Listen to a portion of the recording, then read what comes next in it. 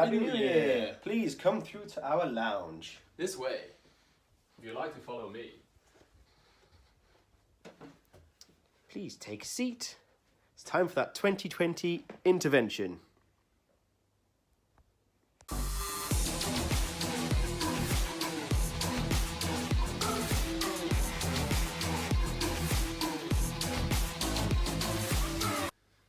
So, 2020, new year, new you. New decade. It is a new decade. Oh, yes. So, we want to break down today your New Year's resolutions, if you have any at all. What is the reason why you want to do your New Year's resolutions? And the focus of today is we've got to focus on ourselves and really look into why we want to do these New Year's resolutions. So, you know, like let's say for instance, we get a lot of our clients, they have a arbitrary number, like a finite goal where they talk about, I want to lose 6 to 8 pounds. And is that the reason why you want to lose it? And what is the reason every year when you come to it that you might lose that weight, or you're motivated at that time to lose that weight? The initial process, you might be motivated to lose that 6 to 8 pounds, but what happens after that? What's the process from there? What are we going to do from that point? And let's also ask you the question, what's the real reason why you want to lose that 6 to 8 pounds? So give us some examples. I think the fact that people don't look at that why is the reason why they tend to trail off. You have those January gym goers, again, they're on the hype, 6 to 8 pounds, I want to lose half a stone, but there's never, their why is never really explained to them, is it really? So you need to look at, for example, is it a health reason? Do you feel like your health is falling behind, or maybe someone close to you is getting ill because of their weight, and you're looking at them thinking, I don't want to be in that situation. Yeah. So that's a reason why you've chosen to lose this weight. There's a multitude of reasons why you would, but what we're trying to get at the start of this video is look at your why. Yeah. Why are you looking to lose 6 to 8 pounds? There's many reasons. Maybe you want to look as good as you did, or feel as good as you did when you were 25. Yeah. Or 21, or whatever age you currently are. Maybe you feel not so attractive to your partner anymore, or maybe it's that someone else in your life has recently been ill and you don't want to either that happen to you, or you want to change certain things in your life that it's reignited you to make those changes. But right now you sat at home, you're motivated. Yeah. Hopefully you've got a nice coffee in front of you. Yeah, or a drink. It's New Year's Day after all. And it's very easy to feel good about your goals, finite goals in the new year, to think, I am going to achieve this year. But what makes it any different from the last year, or the year before, or the year before that? And have you stuck to your goals throughout? Obviously, if you have, that's great. But for those of you that haven't, what's stopping you? What's holding you back? Looking at those barriers. What barriers to achieving your goals are you not overcoming each year? Yeah. And one of the issues, I think, is that you're setting yourself up arbitrary goals. You're not asking yourself the reason why you're doing these things. And also, one of the things that holds most people back is, let's say you are motivated, you feel great, you go back to work, stress has come back, lifestyle comes back, your kids are back at school, you've got to do the school runs. There's so many reasons why you can stop training, because when you're sat at home, you're feeling good, you're feeling motivated, you're happy, it's great, but then real life kicks back in. We fall back into our old habits, because change is difficult. Change is very hard to do, especially if it's a physical change, because it does take a lot of effort to change the way you eat, the way you manage your day-to-day timetable to get into the gym, and to learn new things in the gym and stay motivated and get your confidence up. It's a big ask. And that's why a lot of people, again, they sort of get overwhelmed with the whole thing of looking to lose 6 to 8 pounds. But then if you've got that emotional connection to the goal, because you're doing it for a reason, you've got a reason to keep going and keep trying. And yeah. So you no longer focus on that arbitrary 6 to 8 pounds or 12 pounds or whatever specific number you have, or specific reason that to be honest is it's okay to have a small goal to initially to set you up, that ignition, that key, that that spark that sets you off. But then you need the process, and that's the thing that most people don't understand, why a lot of people can continue to train when you can't. And it's like someone says, oh, it's okay for you because you can train all the time, but that's just because people are used to the process. What time do you get up in the morning? 5 a.m. Most days, 5 a.m. Even on days off. See, if I don't have clients in the morning, I'm still up at, I'd say 6. That's still a line for me. I'm up and I read a book and I have my breakfast, have a coffee, have a chat to my partner before she goes to work. Yeah. So my day is scheduled. I have a plan all the time. It's of routine. what I'm going to do.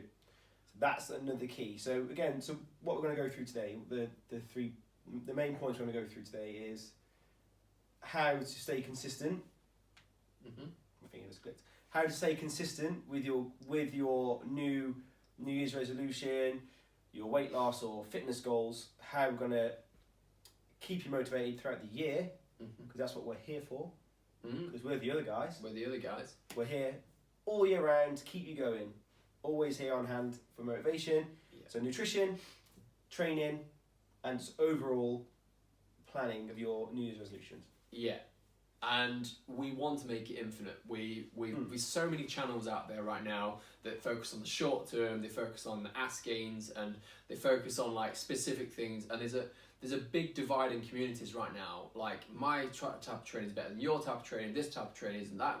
And to be honest, it's not about which training is superior, it's about which training you can do and you can stick to year round. And you enjoy.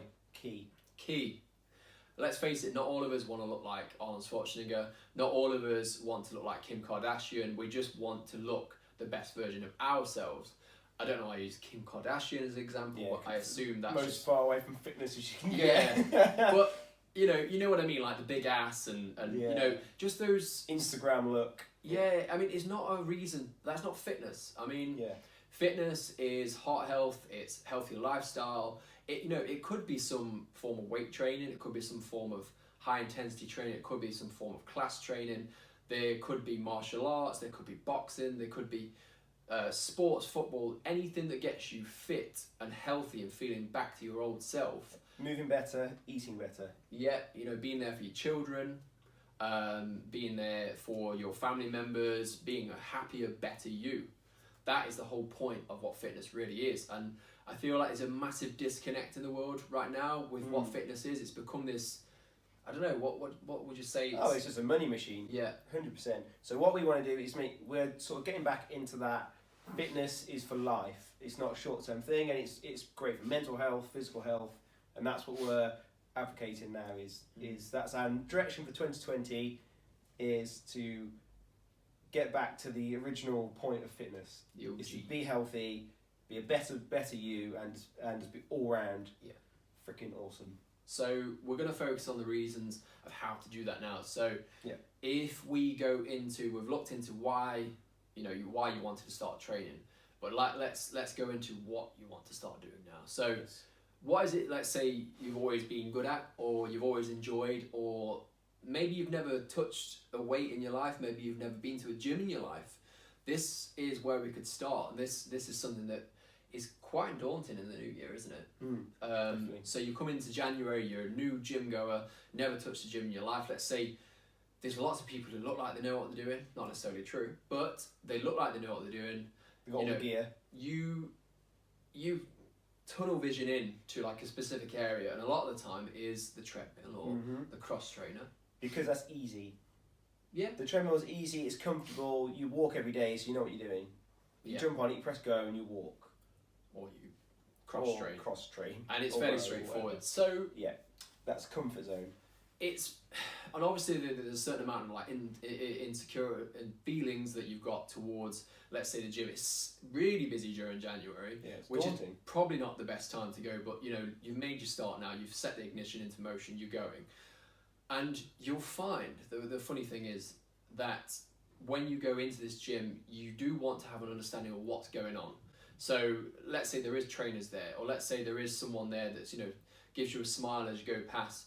Ask them questions and get information. It doesn't have to be perfect. This is something that a lot of people think, has to be. They go to all these like YouTube channels and they do oh, this is the best way of training, that's the best way. No, actually, you know what? Just start. Just move. Just start, yeah, and try different things out, and be open to the idea that some things might not be as superior for training as other things, or they might just be as good, but not quite there. It doesn't matter. If you enjoy it, that's your thing. Yeah, if you're beginning, the key thing is just get in the gym and start moving. Sometimes not even going into the gym. It's just getting out there and going for walks, discovering new places. Yeah, walk your dog. Yeah, go to martial arts classes or whatever you think. You know what? That looks really fun. I want to try that, or that looks like a challenge. Or maybe I'll give that a go. Just get out there and move. And if you are in the gym just try the classes, or again, ask for a trainer for just one session, just to give you a breakdown of the compound lifts, or deadlifts, squats, that sort of stuff, to give you an idea of what you need to do to make sure your form's right, and then you can sort of practice them as you go. Yeah, we just keep moving. We run our online programs as well, which is obviously something you can do. They're all like, video demonstrations, so they're all set up for you. It's not just, there isn't just our plans. There's lots of programs online. I'm not saying necessarily buy our plan. It's just that have a plan. A plan is the first action. Have a plan of action. That is the first set in stone action. Is find what you enjoy first, either stick to it, and then have a plan for it after that. You need to educate yourself a little bit. You need to understand that it is a process, it is a journey, and you need to do it continuously. And you are going to lose motivation. You are going to lose that kind of like drive that got you in there in the first place because of life stresses. So you need to make it routine. So let's say, you're now in Luke's position, you get up at 5 a.m.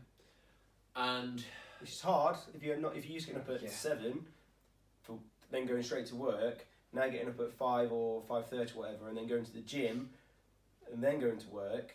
The first week or two will be very, very difficult, but you'll find after that period of time, it'll become actually easier, and you'll be a lot more refreshed at work. You'll find your brain will be more engaged because you've exercised, you've got those endorphins flowing, and you'll be all around better for it in the long run, because you've had an extra 3 hours in the morning to do a lot more. So therefore your day's a lot less stress-free, because you've got a lot more done to start the day. Your train's out the way, you're fresh, healthy, ready for the day, your brain's switched on, and you'll find you'll be more productive at work anyway. You will, and those first 2 to 3 weeks are going to be the hardest. You will feel good initially, then you'll have pain, then you'll have aches, all the pain. You'll feel more tired, and what we've talked about in our past videos is progress isn't a linear thing. So you don't start here and just get better. What usually happens is you start, you get better, oh God, I feel awful, and I feel better, and I feel awful, and the wave gets less wavy as time goes on. And you will have some really bad days, but the process is to focus on just getting up and getting there. And even if it is a half-hearted, CAC session, it doesn't matter. It's a session in the bank, and that will help you drive on for the better sessions. It's the inconsistencies that drive those, rubbish type of sessions. Yes, basically. So point 1 is have a plan. Any plan. Point number 2 is stick to a routine. Have a routine of, say, 3 days a week, 45-minute sessions. So you know for a fact you're free Monday, Wednesday, Friday, or whatever days in the week you're free. Find that time. 45 minutes, an hour session a day is literally under 4% of your entire day, that 24-hour period. So that's nothing. If you spend 2 hours in the evening watching Netflix series, that's 2 hours. Maybe watch one episode of Netflix and use the other hour in the gym. So go after work, spend an hour in the gym, and then go home and watch one series of Netflix. Let's just hold it right Santa! there. Pause that, mate. It wasn't Santa. It was. It was Santa, actually. Giant TV. Yeah. It was delivered next door. Do you think we should keep it? Yes. Yes. Okay. I'm keeping it, having it. So, just to summarise, 4% of your day is 1 hour. So, we don't need to hear excuses as to why I can't get into the gym or do this or do that. The basic thing you need to do is sit down, take 5-10 minutes of one day, and just sit down and write down everything you need to do in a working day. On an average day, what you need to do, and plan your day, and just so you can see where the gaps are, where you can save a bit of time, or just get 45 minutes to an hour to get into the gym and do a bit of training. If you, on some days you physically can't get into the gym, that's fine. What else can you do? Can you go for a walk? Can you do a little session at home? So some squats, press ups, just a little body weight circuit. You can go into YouTube again, do a whole, we've got a 30-day ab workout going on. There's HIIT sessions. There's hundreds of thousands of workouts, Awesome. home workouts you can do. Check out our Instagram, we've got a garden workout as well when it gets a bit nicer. But yeah, so there's never an excuse not to do some form of exercise. Yeah. When you have organised your day, you'll find that you should at least have about 5 or 6 hours free. Yes, maybe some people are busy with children and so on and so forth, but there is always time to be able to do something. And if, let's say, you have a partner, you can organise it around each other so you can both get a workout in if you need to look at. There's always a way around something. Yeah, or get the kids involved if you've got children and they're great idea. You know, they're at home, you need to go home for the kids. Get them involved. Yeah. You know, do a little home workout with them, some burpees, some squats, run up and down stairs, whatever. It doesn't make a difference. Plus, it'll tire your kids out. So. And they go to bed early, and then you can watch an episode of Netflix. Boom. Enjoy your evening. Nailed it. Okay, so that was our point 2. That 2? That was point 2. That was point 2. Get a routine. So in point 3, which is the biggest one, where most people fall down, that is our diet. So you've had 6 to 8 pounds of weight added over Christmas, plus the additional pounds you've had over the year, which could add up to a fair margin. Yeah, some people say they put a stone, 2 stone on over the course of a year if they've not been training, they've just been eating what they wanted to eat. And the year gets away from you and you end up just binging and, again, just going home and sitting down, then getting up and going to work, going home and sitting down, just eating dinner, then eating chocolates, and it spirals. So there's several reasons why you might not stick to a diet or a plan. One of them could be you don't know what to cook. Yes. You don't know what's healthy, you don't know what's available, you're not quite sure, what it is. Maybe you don't have a lot of experience of cooking. They could be some of the very big reasons why you can't do it. And the other reason is people say time restraints. Yeah, again, can you fit that time in to do your meal at the night time? Not everyone wants to do like an hour and a half of cooking, and maybe you don't physically have the time to do that. So what is the course of action from there? There are several ways, and some of I'm sure you've got some clients, you give some demonstrations to them what you would do. Yeah. So like for instance, what 1 or 2 of your clients do that have stuck, because it's different for everyone. Yeah, so again, there's so many options. If you've got the money, the first thing is to go for like the very last option I always suggest is, if you are literally stuck for time, you can get like Muscle Food, or there's companies you can go out there that will literally cook your food for you, meal plans, and deliver it and do meal plans. I think just prepping in general, I probably spend, I'd say, an hour every other day cooking. So if on a Monday or a Sunday evening or Monday morning, when I get home, I'll cook a meal for my dinner, and then that meal I'll cook 2 portions, and I'll have that for my lunch the following day. And then that's why I cook like 2 days worth of food in one session. So if you're planning right and you're happy maybe to eat or preheat food, it is doable. It's always doable. Some people don't like preheating food. No. Some people want fresh. Yeah, and fresh. There is a service called HelloFresh, which they do. It's a bit more expensive. They do deliver to your house, and it's all the fresh ingredients. They've chopped it all up for you. It's for either individual or 2 people, or like a family household, and it teaches you how to cook healthy, but also enjoyable food as well, because healthy isn't boring. And one of the reasons why people fail every year is because they get told rice, broccoli, chicken, rice, broccoli, chicken, rice, repeat. Because it's easy to cook, it's simple, but it's not sustainable, because you're not going to be able to do it long term. That's the infinite, what we keep talking about. It's coming back to the infinite. How do you get yourself to be more prepared? Yes. And one of the things you can do, apart from obviously using these services, is buy a cookbook. Yes. So 15-minute meals. 15-minute meals. We've got some here. So if you are a meat eater, Joe Wicks is usually a straightforward one. Yeah. Eat more, exercise less, lose fat. So you can buy pre-chopped onions, you can buy pre-chopped mushrooms, Yeah. you can buy pre-chopped pretty much anything. It's probably an extra like 20p per bag. But again, if you're super strapped for time, I don't see why anyone would be that hard up for time Yeah. to not be able to stand and chop an onion. But either on a Sunday, pre-chop loads of onions and freeze them. Yeah. It's one option. Or loads of vegetables and freeze them. Or buy them pre-chopped. And that obviously cuts down the time in that 15-minute meals. Yeah, and there is various versions because I know that Veganuary is a very popular one. Now it's like kind of like the new no drinking over the new October. year. And we've got no issues with that. But one of the problems is when, and this is going to be our next video, is going to be on, you know, what do you do when you're no longer a meat eater and you're no longer eating processed food? You need ideas.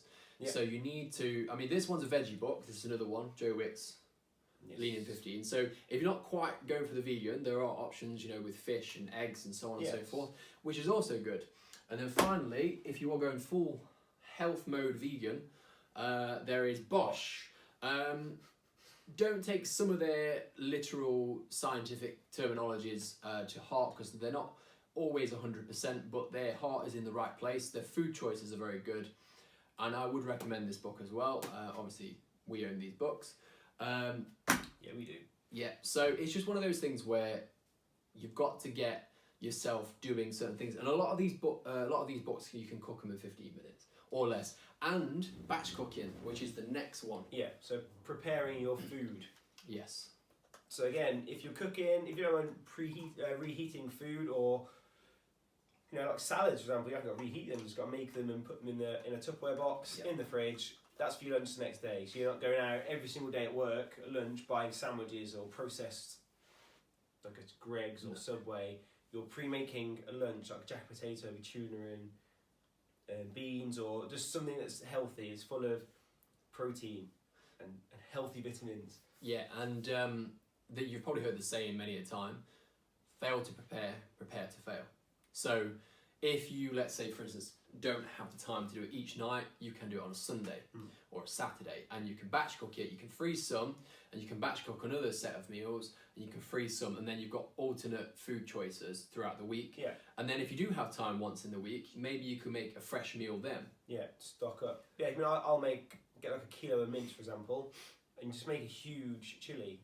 Yeah. With I just chuck loads of veg in a chili. So you got the mince, then you have mushrooms, onions, I put spinach in there, I put broccoli in there, I put peppers, everything. So literally, if a serving of this would give me almost 5 of my veg day in this one serving. I was portioning it out into Tupperware boxes and you freeze it. So if you are strapped for time, when you come home, boom, defrost it in the microwave, job done. And yeah, that's pretty much all we can really say on that one.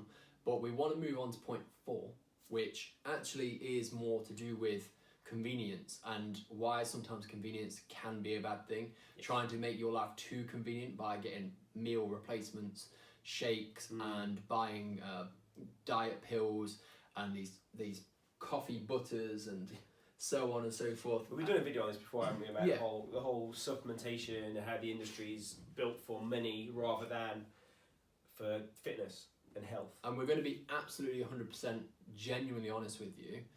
They don't work. They might be sustainable short term, like a 6 to 8 pound loss, and then you go back to normal eating. And the problem is, it all goes back on. So it's a finite goal. It doesn't last very long, even if it does work. And the likelihood it won't. Yeah. It's a waste of money. You might as well get yourself a proper trainer, a nutritionist, a few cookbooks. Spend your money on something that's actually going to work. Because all you're doing, you're taking these shakes. The basic principle of how they work is pretty much what a trainer should be doing with you is. You're drinking these shakes, which is next to nothing in them, so you're in a massive calorie deficit, so you're eating less than your body needs, and they're also giving you no real vitamins or minerals. You're shitting through the eye of a needle, so you're basically going to weight's going to drop off you, but at a very unhealthy rate. Yeah. So they're not good for you, whereas a trainer should be saying, right, let's eat in a calorie deficit, a very slight calorie deficit, and let's move, 3 to 4 sessions a week, half an hour to an hour of each session, and you'll drop 1 to 2 pound a week, healthy weight, whilst building muscle.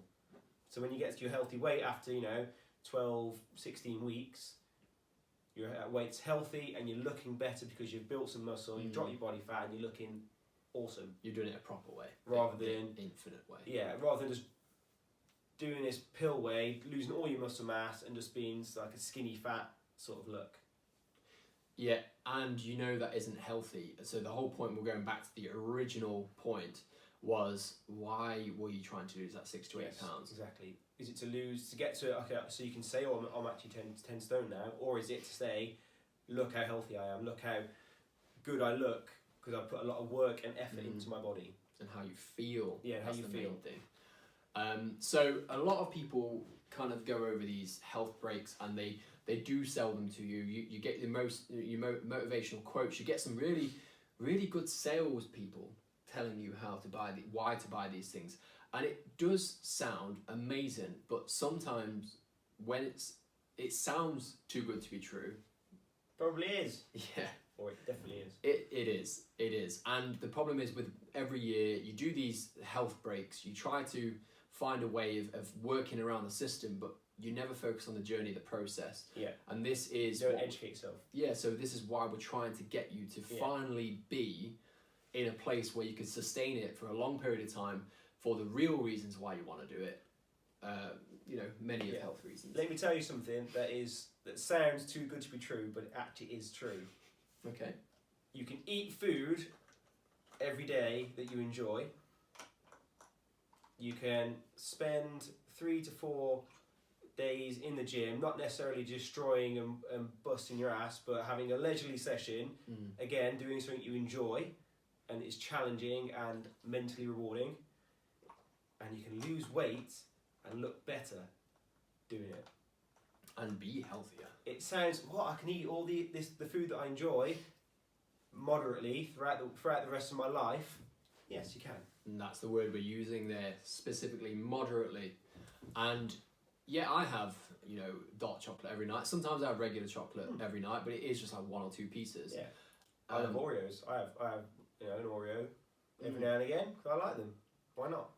And there is differences with some people. Some people are more addicted, and maybe that isn't the best approach for you. Maybe you need to be on a bit more of a all or nothing, completely off it for at least a while, and then reintroduce it slowly. Some of the things what people try to do when they first get into New Year, they crash course. They really go deep into it. They really throw themselves in to the point where they're just killing the body, aren't they? And it's mentally draining, because you imagine you're playing your body with sugar consistently for years, like sweets and biscuits and sugary drinks, and all of a sudden you just take all that away. Your body's going to be screaming at you for all this sugar. So you need to, like a smoker, you need to just wean yourself off it and reduce it over time. Because if you crash diet, then you'll end up just craving constantly. And again, mentally, it's not healthy for you to be craving that much sugar all the time. So just wean yourself off it. Reduce the amount you're eating every week until your body doesn't need it anymore. Yeah, you have a massive hamburger with loads of fries. Have a massive hamburger with a little bit less fries. Yeah. Maybe introduce a little bit of salad and take some fries away. So you're replacing the food with lower calorie but high dense nutritional food, which is going to keep you fuller for longer, sustaining that satiety feeling. So you feel like you're not on a diet when actually you're eating better and you're less calories over time. And when you start training regularly, eating healthier, you end up having to eat more anyway. So it's more rewarding because your body's craving more nutrition and healthy food. You eat more. Yeah. So when I say to my clients, you can eat like 1,500 calories a day, they're like, and then they start tracking their food. They're like, I literally can't fill up this 1,500 calories. Yeah. Well, it's fine. You got 300 calories to spend. Eat it. Just have another piece of chicken or do what you want. You've got all this. Basically, got like calories to spend, and eventually it gets to the point where you're just struggling to fill those calories up. So you get to eat more because you're moving more. Yeah. It's reward. Okay. So point number 5, we're going to go on to which diet can you do sustainably for the longest period of time. Yes. A lot of people say, no, the vegan diet's the best, the keto diet's the best, the 5-2 diet's the best, sorry I burped. And so many people, or tracking your calories. Yes. Which one? The word diet as well. Yeah, which is also something that you shouldn't really use, but people will understand it. It's a lifestyle. It's an nutrition. Yeah. It's nutritional. Yeah. So a diet, it implies short term. So the keto diet should be a short term. Mm. That's because it was designed originally. It's not designed for long term. 52 weeks of the year to be done consistently. It was designed originally for fat loss. Yeah. To help people who are trying to get stage ready to drop those extra few percent of body fat, and so they could moderate their eating a lot better. That's what it was designed for short term. So the people that are on that long term, no carbohydrate diet, it's not good for your health at all. Your blood sugar's going to be all over the shops and all. Yeah, it's just... It can. So one of the reasons why we would suggest to go on one of them, at least initially, is it can be a good marker to teach you some healthier foods. But choose the variety. Like, pick a different type of meal plan, diet plan, whatever. We always say the best approach is the omnivorous approach with just regular, organic, or just non-processed foods that you can sustain for a long period of time. That isn't necessarily, and it doesn't always have to be 100% healthy. You can go out for a burger. You can cook your own burgers. There is loads of healthy ways you can do it. Yes. But yeah, again, it's about educating yourself, and it's about letting yourself slowly adjust to the diet itself or the lifestyle. Yeah. So the process I go through with my clients is very simple and tried and tested method. 100% works with all of my clients. All lost weight at a regular 1 to 2 pound a week. It's basically working out what your calories you need to be per day. I give you protein, carbs and fats, so this is the limit you can eat per day, and start tracking your food. I say just eat what you normally eat and track it, and then you see what you're eating on a day-to-day basis. You can see that if you are eating a crappy diet, you'll see that the vitamins on a tracker will be super low, and you're thinking, God, I'm not really feeding my body at all. I'm eating, but I'm not feeding my body. And then it encourages you to make healthy changes. So rather than having a McDonald's on the way home, or a Subway or something, you get home and you cook yourself a meal that's more nutritious, full of greens and lots of protein. And over time, you just, again, educate yourself, and you get to that point where you just naturally just start making healthier choices, because you see that, oh, the vitamins and minerals are maxed out. I've eaten everything I need to eat today. My body's fully well fed and I feel better. I'm awake more. Getting up at 5 a.m. is not a problem because my body is fed and nutrition full. And going back to that point number one is a behavioural trait. So let's say you're focusing on the scales all the time, or you're focusing on the weight measurements of your body. It is fine as a marker sometimes to set yourself up to know where you're at and to where you're going. But if we talk about it from a infinite point of view, where you do it continuously as a process, that weight will drop down anyway. So a lot of people stress when they get on the scales, and it can be quite bad for a lot of people mentally to just keep constantly monitoring it. So why is it dropping? Why is it not doing this? There's many reasons why. We have spoke about these in the past. Yes, many reasons, like water retention. For females, your body cycles that you're going through, also that fluctuation in weight, stress, lack of sleep.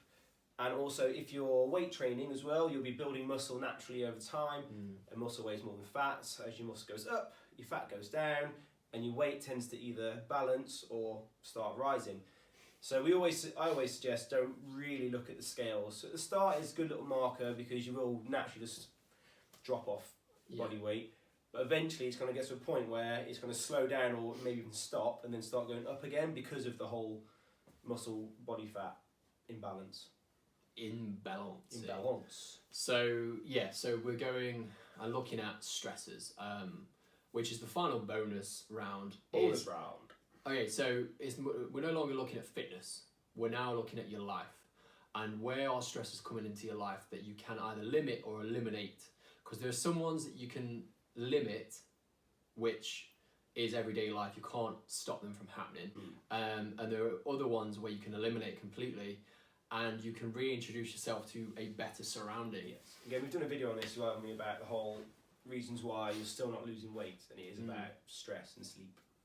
Yeah, and as you know, if you've got a terrible job, and let's say that terrible job isn't one where it's so specific that you can't just move into another one, maybe it's time to finally admit that as much as you are scared of the process of moving on, it might be a better idea to move on to a better company, a better position, a better place where someone or the company might make you feel more valued, you feel better in general, which actually stops your stresses from building up, which then can lead to a healthier life, not just in general, but for your fitness as well. Other examples is relationships. I'm sure there are many people who have put up with relationships. Yeah, it happens. For a very long time. My relationship with you is very stressful. So in the new year, 2020, we are breaking up. I am. I've sacked him off. Trading me in for a younger model. I am getting quite old. But yeah, there is real relationships out there, because we're not friends actually. Not anymore anyway. So where it could be that it's come to the end of its tether. I didn't see that. I saw that. And you want to you've been wanting to move on for some time. I'm not necessarily suggesting we break everyone up, because that's not necessarily the way forward. There, like I say, there are some problems you can work through, and there are some problems you can't. And if just be honest with yourself. Yeah. So yeah, we're kind of just saying, like, look and reevaluate your entire life, and then simple as that, really. And just simply change everything. Take small steps over time to make small finite changes which lead to an infinite change in your life, so you can then find yourself waking up every day where you feel much better about your life. It's not, like I say, it's not a linear process. It's going to have ups and downs, and there are going to be some times you think, what the hell did I do this for? But in the long term, it's going to be a lot more beneficial. So just focus on yourself to start with, and when you're finally in a place where you're happy, and you're starting to settle, then focus on bettering other people's lives, because that's just be selfish at the start, I guess. Yeah. Be selfish and focus on getting your life where you want it to be. And that's it. So we want to, when you finally got yourself to a better position, we can build up a community of people who are a little bit more nuanced. They're a little bit more well-rounded. We're not argumentative. How many in the last decade, and particularly this year, because obviously the politics and stuff, how many people, like fitness, politics, actual politics, all the politics, how many people are like so opinionated from one point or the other? There's no individual like middle ground anymore. There's no unbiased party. No, everyone has their own like biased opinions, and it's biased propaganda as well, because Facebook, Instagram, they like to send you things that kind of feed that bias. Yeah, that they've been paid to send you.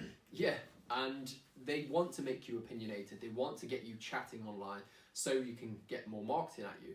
And it's a really, really bad environment that we're kind of coming into now, because I often find that someone says something about this diet that's doing really well. Oh no, that diet's a load of crap. Yeah, well, I've lost 12 pounds on it. Do you know what? Just be happy they've lost the 12 pounds. Yeah. Don't tell them that their diet's wrong because they've lost 12 pounds on it. Yes, it may not be the best diet, but you can give them an insight and share your ideas rather than tell them they're wrong. But the point is, they've made a positive change in their life, and you've shat on it. Yeah, you've just basically C-bombed them. And yeah, and is that going to help anyone? No. Do you feel better at the end of the conversation when you've had a fallout with your friend or a work colleague or a family member or whatever? You don't, do you? You might have won the argument, but you haven't won anything, because you've just alienated that said person. Yes, and for all you know, because you've been told that diet was shite, it could actually be amazing and it could work for you, but you just completely disregarded it because someone on YouTube told you otherwise. For your own bias confirmation.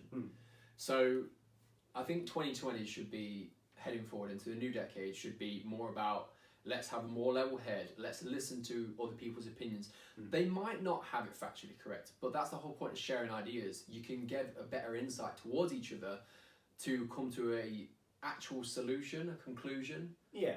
Rather than just more problems. Yes. I agree. You agree. So he's trying to bring back the 60s, basically. Yeah, hipsters, hippies, all that. Smoke some tweed. I did say tweed, not the other one, because we're on YouTube. Don't smoke tweed. Don't smoke tweed. Tweed's bad for you. Bias again, another opinion. Bias confirmation. No, it's not bad for you. I don't actually know. Anyway. You digress. That's the reason why we're the other guys. Yes, we are the other guys. We are building the community up together now. We're no longer bodybuilders, powerlifters, climbing guys. We are a bit of everything.